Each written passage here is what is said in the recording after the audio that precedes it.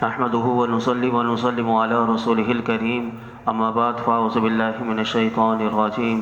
بسم الله الرحمن الرحيم قال فرعون آمنتم به قبل أن آذن لكم إن هذا لمكر مكرتموه في المدينة لتخرجوا منها أهلها فسوف تعلمون لأقطعن أيديكم وأرجلكم من خلاف ثم لأصلبنكم أجمعين قالوا إنا إلى ربنا منقلبون وما تنقم منا إلا أن آمنا بآيات ربنا لما جاءتنا ربنا افرغ علینا صبرا وتوفنا مسلمین۔ فرعون نے کہا کہ تم اس پر ایمان لے آئے قبل اس کے کہ میں تمہیں اجازت دوں۔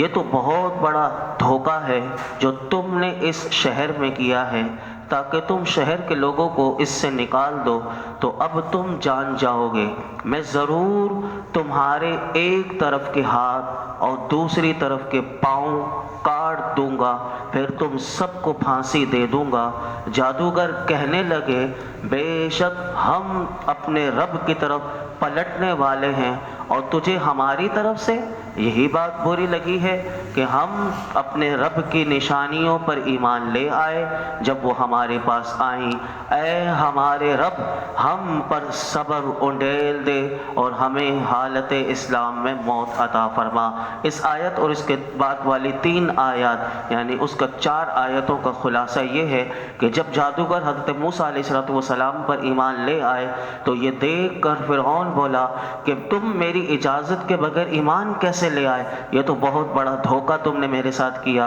جو تم اور حضرت موسیٰ علیہ السلام نے سب نے متفق ہو کر اس شہر میں کیا۔ حالانکہ جادوگر اس نے بلائے تھے، یہ سب جانتا تھا، لیکن اس نے کہا کہ حضرت موسیٰ علیہ السلام تم سب کے استاد ہیں اور تم ان کے شاگرد ہو، تو کہنے لگا کہ تم سب شاگرد ہو اور وہ تمہارے استاد ہیں، تم سب نے خفیہ ساز باز کر کے یہ مقابلہ کیا اور تم جان بوجھ کر جادوگروں کو کہنے لگا کہ تم ہار گئے تاکہ تم شہر کے لوگوں کو اس سے نکال دو اور خود اس پر مسلط ہو جاؤ۔ اب تم جان جاؤ گے کہ میں تمہارے ساتھ کس طرح پیش آتا ہوں اور تمہیں کیا سزا دوں گا۔ میں ضرور تمہارے ایک طرف کے ہاتھ کو کاٹوں گا اور دوسری طرف کے پاؤں کاٹ دوں گا اور دریائے نیل کے کنارے تم سب کو پھانسی دے دوں گا۔ فرعون کی اس گفتگو پر جادوگروں نے جو ایمان لے کر آئے تھے اللہ اکبر کیا جواب دیا، کیا خوبصورت جواب دیا کہ انہوں نے کہا کہ بے شک ہم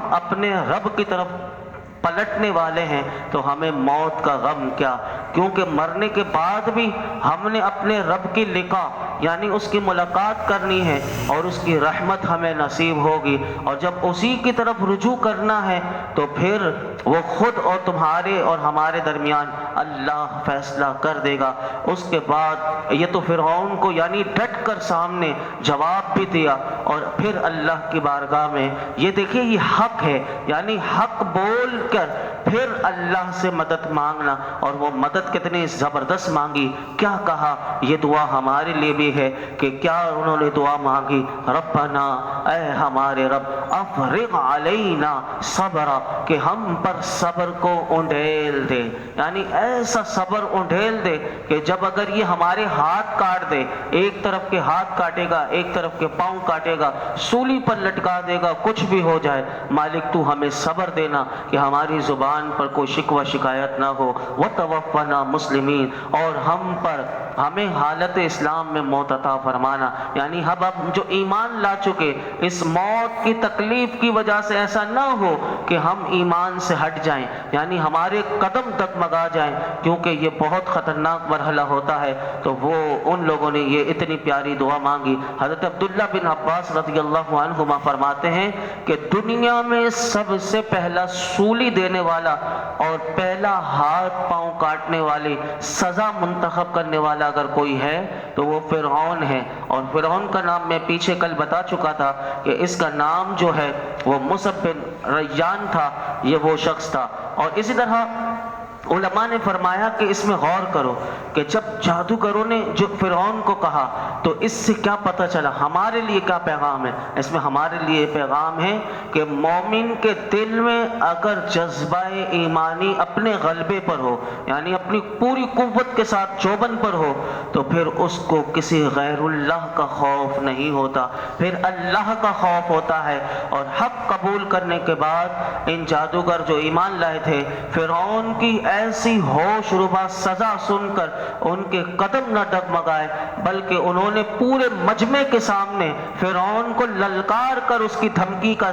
جواب دیا۔ اور یہ جواب دیا یہ نہیں کہ اپنے ایمان کو کسی تقیے میں لپیٹ کر پیش کیا، بلکہ بھرے مجمع میں کہا تجھ سے جو ہو سکتا ہے کر لے۔ یہ 16ویں پارے میں آپ سنیں گے، یہ وہ قرآن دوبارہ اس قصے کو ذکر کرتا ہے، اس میں اور خوبصورت الفاظ آتے ہیں۔ اور انہوں نے جو دعا مانگی تھی، علماء فرماتے ہیں کہ حضرت عبداللہ بن عباس رضی اللہ عنہما نے یہ جو انہوں نے کہا وَتَوَفَّنَا مُسْلِمِينَ، تو اس کی تشریح کرتے ہوئے کہتے ہیں کہ یہ لوگ اول دن یعنی دن کے شروع میں یہ اس وقت جادوگر تھے اور دن کے آخر میں یہ شہید تھے۔ یعنی کیا مرتبہ ان کو ملا کہ شروع میں کافر تھے اور جب دنیا سے جا رہے تھے تو شہید تھے، یعنی ایمان بھی نصیب ہو گیا اور شہادت بھی مل گئی، یعنی اسی دن ان کو سزا مل گئی، یہ بھی ہمیں پتہ چلا۔ تو اس سے علماء آخری بات اس آیت کے ضمن میں یہ فرماتے ہیں کہ حضرت موسیٰ علیہ السلام کی صحبت نے، یعنی اللہ کے نبی کی صحبت نے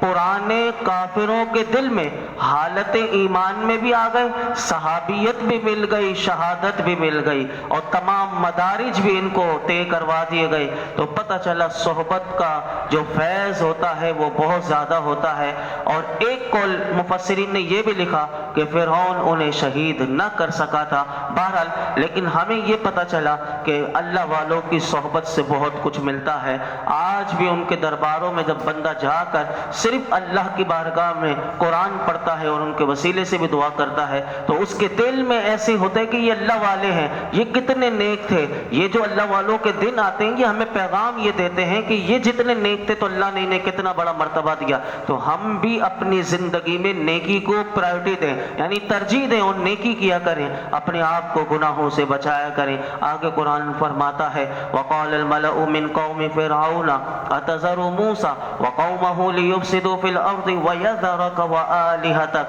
قَالَ سَنُقَتِّلُ أَبْنَاءَهُمْ وَنَسْتَحْيِي نِسَاءَهُمْ وَإِنَّا فَوْقَهُمْ قَاهِرُونَ۔ اور قوم فرعون کے سردار بولے کیا تو موسیٰ اور اس کی قوم کو اس لیے چھوڑ دے گا تاکہ وہ زمین میں فساد پھیلائیں اور وہ موسیٰ تجھے اور تیرے مقرر کیے ہوئے معبودوں کو چھوڑ رکھے؟ فرعون نے کہا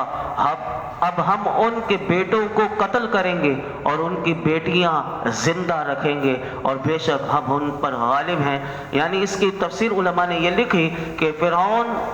سے جب اس کے سردار یعنی متکبر جو اس کے درباری تھے انہوں نے کہا اے فرعون کیا تو موسیٰ اور اس کی قوم کو اس لیے چھوڑ دے گا تاکہ وہ اس میں فساد پھیلائیں، مصر کی سرزمین میں تیری مخالفت کریں اور وہاں کے باشندوں کا دین بدل دیں؟ سرداروں نے یہ اس لیے کہا تھا کہ جادوگروں نے جب ایمان لائے تھے اس بھرے مجمع میں، کیونکہ پوری سلطنت کے لوگ آ چکے تھے، تو مفسرین نے لکھا کہ جیسے جادوگروں نے ایمان قبول کیا 6 لاکھ لوگ اور وہ جو مجمع میں تھے ان سب نے بھی ایمان قبول کیا تھا۔ یعنی یہ دیکھ کر وہ ہل گئے تھے وہ سارے سردار، تو وہ 6 لاکھ لوگوں نے صرف جادوگروں کے کلمہ پڑھنے کے ساتھ ان لوگوں نے بھی کلمہ پڑھا تھا، اور سرداروں نے یہ جو بات کہی تھی نا کہ وہ موسیٰ تجھے اور تیرے مقرر کیے ہوئے معبودوں کو چھوڑ رکھے، یعنی نہ تیری عبادت کریں اور نہ تیرے مقرر کیے ہوئے معبودوں کی پوجا کریں، تو مفسرین نے اس کے بارے میں لکھا کہ فرعون نے اپنی قوم کے لیے بت بنوائے تھے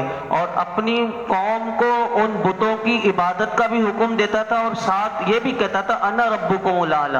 یہ سب سے پہلا دعویٰ کرنے والا فرعون تھا کہ میں بھی تمہارا اعلیٰ رب ہوں، تو یہ فرعون ان کی بھی پوجا کرواتا تھا اور اپنی بھی، اور اسی طرح اس کے بارے میں مفسرین نے اور بھی باتیں لکھی، اور اس نے یہ جملہ جو کہا تھا کہ ہم ان کے بیٹوں کو قتل کریں گے، جب فرعون کی قوم کے سرداروں نے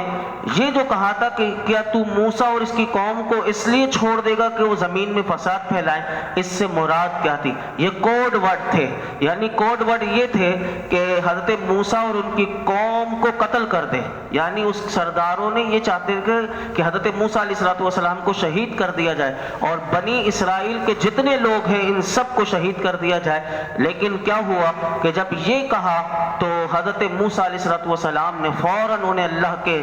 عذاب ان کے نازل ہو جائے گا اس کا خوف دلایا، اور فرعون اپنی قوم کی ہر خواہش پوری نہیں کر سکتا تھا، کیونکہ سب سے پہلا معجزہ جب اس نے دیکھا تھا جو کل آپ سن چکے کہ ایک عصا جو اژدہا بنا تھا اور کتنا 120 فٹ کا منہ اس نے کھولا تھا، فرعون پہلے سے ہی وہ رعب میں تھا، وہ کہ ایک اللہ کے نبی کا رعب اس کے دل پر طاری تھا، تو اسی لیے اس نے کہا کہ اپنا بھرم رکھنے کے لیے کہ ہم ان کے لڑکوں کو قتل کریں گے اور لڑکیوں کو چھوڑ دیں گے۔ علماء نے لکھا کہ وہ یہ کہنا چاہتا تھا کہ ہم ان کی قوم کی تعداد گھٹا کر ان کی قوت کو پہلے کم کریں گے، اور اپنا بھرم رکھنے کے لیے ساتھ یہ جملہ بھی کہا کہ بے شک ہم ان پر غالب ہیں۔ اس سے مقصد یہ تھا کہ عوام کو پتہ چل جائے کہ حضرت موسیٰ علیہ السلام اور ان کی قوم کو ہم نے کسی عجز یا خوف کی وجہ سے نہیں چھوڑا، بلکہ وہ جب چاہے انہیں پکڑ سکتا ہے۔ یہ بات وہ اپنے منہ سے تو کہتا تھا، لیکن مفسرین نے لکھا فرعون کے دل کا حال یہ تھا کہ اس کے دل میں حضرت موسیٰ علیہ السلام کا رعب پڑا ہوا تھا۔ آج کے بھی ایسے کئی لوگ ہوتے ہیں جو انگریزوں کی، یہودیوں کے وہ ٹکڑوں پہ پڑنے والے، ان کی باتوں میں آ کر ایسے گستاخوں کو، ایسے کئی لوگوں کو یہاں سے روانہ کر دیا جاتا ہے، اور جو اللہ اور اللہ کے رسول کے دین کے غازی ہوں ان کو پھانسی پر لٹکا دیا جاتا ہے۔ ایسا آج بھی ہمارے دور میں ایسے فرعون آج بھی موجود ہیں۔ قرآن کیا فرماتا ہے؟ قال موسیٰ لقومہ استعینوا باللہ واصبروا ان الارض للہ یورثها من یشاء من عبادہ والعاقبۃ للمتقین۔ موسیٰ نے اپنی قوم سے فرمایا اللہ سے مدد طلب کرو اور صبر کرو، بے شک زمین کا مالک اللہ ہے، وہ اپنے بندوں میں سے جسے چاہتا ہے وارث بنا دیتا ہے، اور اچھا انجام پرہیزگاروں کے لیے ہے۔ جب فرعون نے یہ کہا نا کہ ہم اس کے لڑکوں کو قتل کر دیں گے تو بنی اسرائیل کے جو لوگ تھے ان میں پریشانی پیدا ہو گئی۔ انہوں نے حضرت موسیٰ علیہ السلام سے اس سے شکایت کی۔ آپ نے اپنی قوم کو تسلی دیتے ہوئے کہا کہ فرعون جو قتل کرنے کی باتیں کر رہا ہے، تو آپ نے انہیں ایک کام سکھایا، جب بھی کسی ظالم کا ظلم ہو تو پھر ہمیں کیا کرنا چاہیے۔ اس میں یہ پیغام حضرت موسیٰ علیہ السلام کا ہمیں مل رہا ہے۔ آپ نے اپنی قوم کو کہا اللہ سے مدد مانگو، اور دوسرا کام کیا کہ وہ اللہ سے مدد مانگو گے وہ تمہیں کافی ہے، اور آنے والی مصیبتوں سے، بلاؤں سے گھبراؤ نہیں، کیونکہ وہ تمہیں اس زمین سے کیا نکالے گا۔ یعنی آپ نے کیا ایک یقین ان کو دے رہے ہیں کہ کہا یہ سلطنت کے وہ رعب میں، یعنی یہ سمجھتے ہیں کہ ہم سلطنت ان کی چھین لیں گے، بلکہ آپ نے بنی اسرائیلیوں کو یہ سبق پڑھایا کہ زمین کا مالک اللہ ہے، اور وہ حقیقت میں مالک ہے، یہ مصر کی سرزمین کا مالک بھی اللہ ہے، تو پھر وہ اپنے بندوں میں سے جسے چاہتا ہے اس کا وارث بنا دیتا ہے۔ یہ فرما کر حضرت موسیٰ علیہ السلام نے بنی اسرائیل کو توقع دلائی کہ صبر رکھو کہ فرعون بھی تباہ ہوگا، ان کی قوم بھی فرعون کے ساتھ ہلاک ہوگی، اور بنی اسرائیل کی یہ جو فرعون کی جو زمین ہے اور یہ جو ملک ہے اس کے باشندے اللہ تمہیں بنا دے گا۔ یعنی آپ نے انہیں بشارت دے دی کہ اچھا انجام ہمیشہ پرہیزگاروں کے لیے ہوتا ہے۔ فرمایا قالوا اوذینا من قبل ان تأتینا ومن بعد ما جئتنا قال عسى ربكم ان يهلك عدوكم ويستخلفكم في الارض فينظر كيف تعملون۔ قوم نے کہا ہمیں آپ کے تشریف لانے سے پہلے بھی اور تشریف آوری کے بعد بھی ستایا گیا۔ موسیٰ علیہ السلام نے فرمایا عن قریب تمہارا رب تمہارے دشمنوں کو ہلاک کر دے گا اور تمہیں زمین میں جانشین بنا دے گا، پھر وہ دیکھے گا کہ تم کیسے کام کرتے ہو۔ حضرت موسیٰ علیہ السلام کی قوم نے فرعون کی دھمکی سے پھر دوبارہ خوفزدہ ہو کر دوبارہ حضرت موسیٰ علیہ السلام سے دوسری بات عرض کی۔ پہلی ابھی آپ سن چکے کہ وہ خوفزدہ ہو کر انہوں نے اپنے بیٹوں سے کہ کہیں ہمارے بیٹوں کو قتل نہ کر دیا جائے۔ اب دوسری مرتبہ دوبارہ اللہ کے نبی سے کہنے لگے کہ ہمیں آپ کی تشریف لانے سے پہلے مصر میں ہمیں پہلے بھی ان لوگوں نے ستایا، اب آپ کی تشریف آوری ہو گئی، اس کے بعد بھی یہ ہمارے بیٹوں کو، اور آپ کے آنے سے پہلے بھی اس نے ہمارے بیٹوں کو قتل کیا تھا۔ کیونکہ حضرت موسیٰ علیہ السلام کی پیدائش سے پہلے بھی یہ 16ویں پارے میں آئے گا کہ کس طرح اس نے کئی لاکھ بچوں کو اس نے قتل کروا دیے تھے کہ حضرت موسیٰ علیہ السلام پیدا ہی نہ ہو، کیونکہ نجومیوں نے اسے پہلے بتا دیا تھا۔ یہ 16ویں پارے میں آئے گا، تو یہی بات وہ کر رہے تھے کہ آپ کے آنے سے پہلے بھی ہمارے بیٹے قتل ہوئے، اور اب آپ کی تشریف آوری کے بعد بھی ہمارے اولاد کا قتل کا ارادہ رکھتا ہے، تو آپ یہ بتائیں کہ ہماری مدد کب ہوگی اور یہ مصیبتیں کب دور ہوں گی۔ اللہ کے نبی حضرت موسیٰ علیہ السلام نے ان سے فرمایا عن قریب تمہارا رب تمہارے دشمنوں کو ہلاک کر دے گا اور تمہیں زمین میں جانشین بنائے گا، پھر وہ دیکھے گا کہ تمہیں زمین کا مالک بنانے کے بعد کہ تم پھر کیسے عمل کرتے ہو۔ تو علماء فرماتے ہیں کہ اس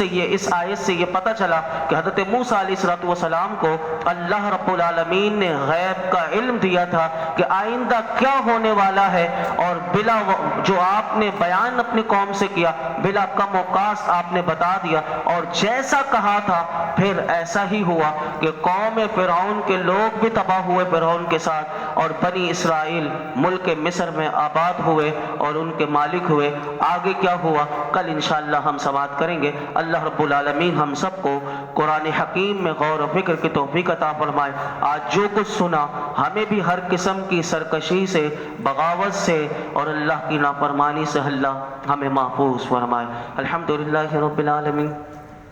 والصلاة والسلام على سید الانبیاء والمرسلین وعلى آلہ واصحابہ اجمعین۔ یا اللہ پاک جو کچھ ہم نے سنایا اس میں کوئی غلطی کوتاہی ہو معاف فرما، اپنی بارگاہ میں شرف قبولیت عطا فرما، ہمیں قرآن حکیم کا نور عطا فرما۔ اے اللہ مولا کریم اس کی معرفت عطا کر دے، اس کا نور عطا کر دے، اس کی صحیح سمجھ عطا کر دے، اس پر عمل کرنے والا بنا دے، اس کے نور میں زندگی گزارنے والا بنا دے۔ اسی قرآن کی ماہیت ہمیں قبر میں بھی نصیب فرما، اس قرآن کا نور کل محشر کے میدان میں بھی ہمیں نصیب فرما، اس قرآن کی شفاعت کل قیامت کے دن ہمارے حق میں فرما، اپنے محبوب کی شفاعت ہمیں نصیب فرما۔ یا اللہ ہمیں ہر قسم کے غرور و تکبر سے بچا لے، یا اللہ ریاکاری ہمارے اندر سے نکال دے، عاجزی، اپنا خوف، اپنی محبت عطا کر دے، نمازوں میں خشوع و خضوع دے دے، اپنے محبوب کا عشق دے دے، اپنے محبوب کی سچی محبت دے دے،